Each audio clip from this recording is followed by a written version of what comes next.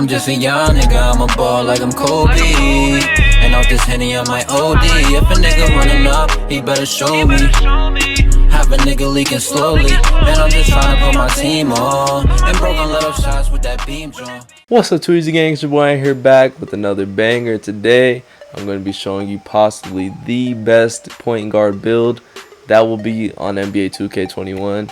So this is basically kind of like my build from 20 that you guys see in all the videos. The play shot is possibly even the same exact build. I don't know exactly. I would have to compare them, but yeah, I'm pretty sure this is going to be the best point guard build in 2K21 if you want to be a shooter. You know, it's slashing playmakers and stuff like that, but if you want to be a shooter and want to have the best possible shooting and playmaking build, this is the build that you're going to want to make, and this is the build that I'm going to use. Alright, so basically for the build, you're going to want to be a point guard, right or left-handed. I choose right-handed. Jersey number does not matter. And for your skill pie chart, you're going to want to choose the playmaking and the shooting pie chart, which is green and orange right here. So you're going to have more shooting and more playmaking. You're going to be a play shot. It only makes sense. For the physical profile, you're going to want to choose the very top physical profile, which gives you the most speed out of all of them. Core speed is a necessity when you're a small guard, so this is going to be the pie chart you choose. Okay, for your attributes and badges, as you can see, you're going to have 25 shooting badges, 24 playmaking badges, and 10 defensive and rebounding badges, with 1 finishing badge to go along with that. But the most important piece of this build, I would say, is the defensive and rebounding badges. Those are a necessity that you are very much going to need if you're playing against literally anybody. You're going to need to play defense no matter how good your offense is. If you don't play good defense, you're going to get dropped off every game. So for the finishing attributes, I literally did not touch them. They're all in the 50s, 30s, 20s, whatever. Touching them a little bit isn't going to do anything at all. For shooting, max out every single shooting attribute. Playmaking, max out every single playmaking.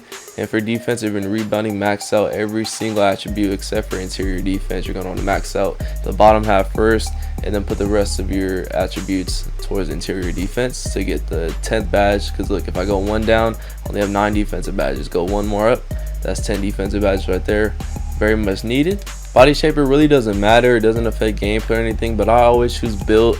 It's like a in-between of burly and defined. It's just a nice solid shape right there. I mean, it doesn't affect anything, but yeah. So this was the hardest part in making this build.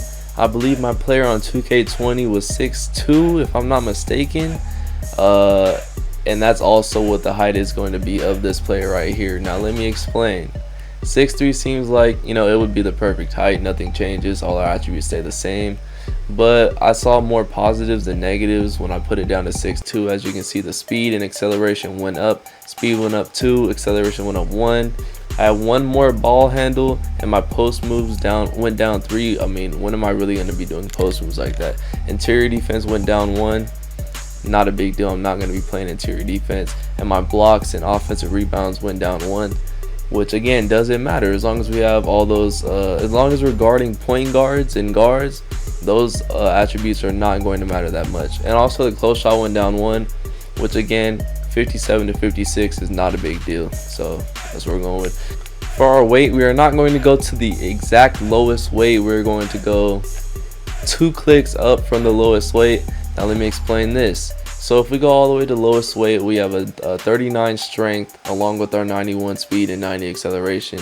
But if we just go 2 ticks up, everything else stays the same, while we still get 1 more boost in strength, which, you know, could help in some situations. So 167 pounds, it sounds like a weird number, but still, you know, saying you get 1 more boost up in strength, which can help in any random situation. You never know. Wingspan, we're going all the way down. Of course, you're a shooter, you want the lowest wingspan possible. You know what I'm saying? You get a 91 3-point and 94 mid-range, plus 1 more in ball handling, and your strength went up to a 41 if you did not see that right there. Again, more positives than negatives. We still have 10 defensive badges no matter how much defense is dropped. I see it as a win-win. I see it as a win.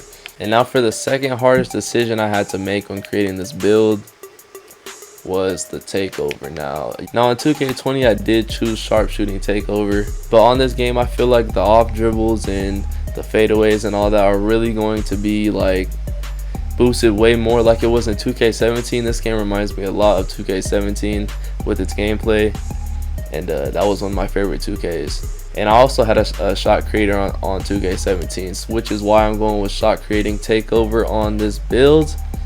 And now if you look at the build, we are compared to shades of Steph Curry, Kyrie Irving, and Kemba Walker.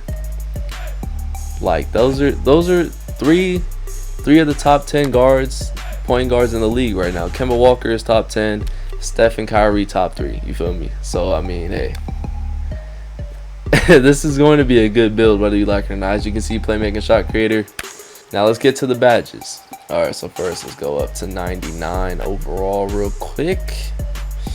And for the badges, you know what I'm saying, slithery finisher is a badge you're gonna want to use. I mean, you could choose any other one of these badges, but a slithery finisher, you're gonna want to avoid contact as much as possible when you're going to the rim, because our finishing is not high. Now shooting badges, you guys can also play with these as much as you want. I'm going to put on Hot Zone Hunter, even though I saw in a lot of videos of other people making builds, they did not put on Hot Zone Hunter because you don't have hot zones in the demo. But I'm just going to put it on for the fact that that's what I would have on in a real game. I'm going to put on Green Machine on Hall of Fame, Range Extender Hall of Fame, Difficult Shots Hall of Fame. I'm going to go with Deadeye Hall of Fame. How many badges do I have left? 5 badges. Tireless Shooter is going to be Hall of Fame. And for my last badge, I'm probably going to put Clutch Shooter. That's probably the best option in the situation. I'm not planning on really catching and shooting, and even if I do catch and shoot, bronze doesn't really affect it that much. And none of these other badges really pertain to me unless I choose volume shooter, which, I mean, a bronze badge doesn't really affect your gameplay that much. So these are going to be the badges that I would use, that I will use. You guys could feel free to copy these, or you could change them up to however you like.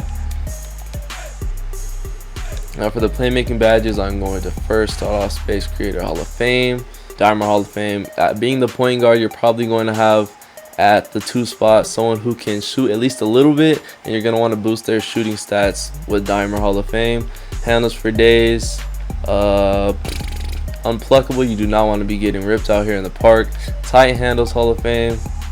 And I'm going to go with, now this is a controversial decision right here, but just like I did in 2K20, I'm not going to put Ankle Breaker on my player, and I'm also not going to go with Bailout. If you need Bailout, that means you're probably considering taking bad shots and trying to pass out of them. I don't really do that a lot, so I don't feel the badge is that necessary. I'm actually going to go with Quick First Step Silver and Stop and Go Silver. So I want to be explosive at a size up and dribble moves. I want to get around my defenders, go around screens, get to the basket when there's open lanes.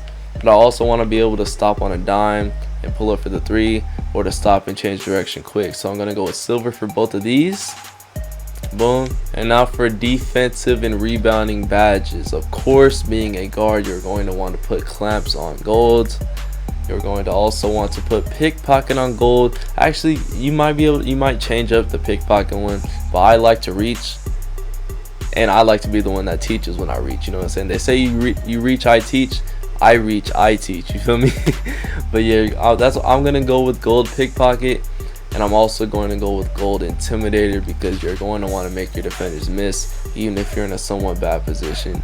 And this badge, I'm choosing simply because of the fact of what is happening currently on 2K20. When I play defense against these dribble guys, your energy drops so quick. Like I have a 99 stamina, and I have the gym rat badge for winning the championship, and my stamina drains so quickly. Even though I'm still able to play good defense, my stamina drains so fast when I guard them. So I'm going to go with Tireless Defender Bronze, just to kind of lighten it up. Even though I know the dribbling is going to stop a little bit on this game, it's still a useful badge. You know what I'm saying? You want to be able to have energy on defense, and then convert that energy back on offense. So you wanna be able to conserve some energy from playing hard defense. So yeah, these are gonna be the defensive badges you're gonna want to use, or you can change them to your liking, you know, either way. So yeah, I hope you guys enjoyed this video. If you did, make sure to drop a like down below. Can we go for 15 likes down below? I know you guys can do it. Make sure to comment down below video ideas you want me to do in the future, whether it's for 2K20 or for when 2K21 comes out, ideas you want me to do on there. And lastly, if you haven't already, hit that subscribe button and turn on post notifications. We're on the road to 1,000 subscribers right now, so make sure to do that. Become a part of Too Easy Gang. You know, it's the greatest gang on YouTube. And yeah, that's it. I'm out.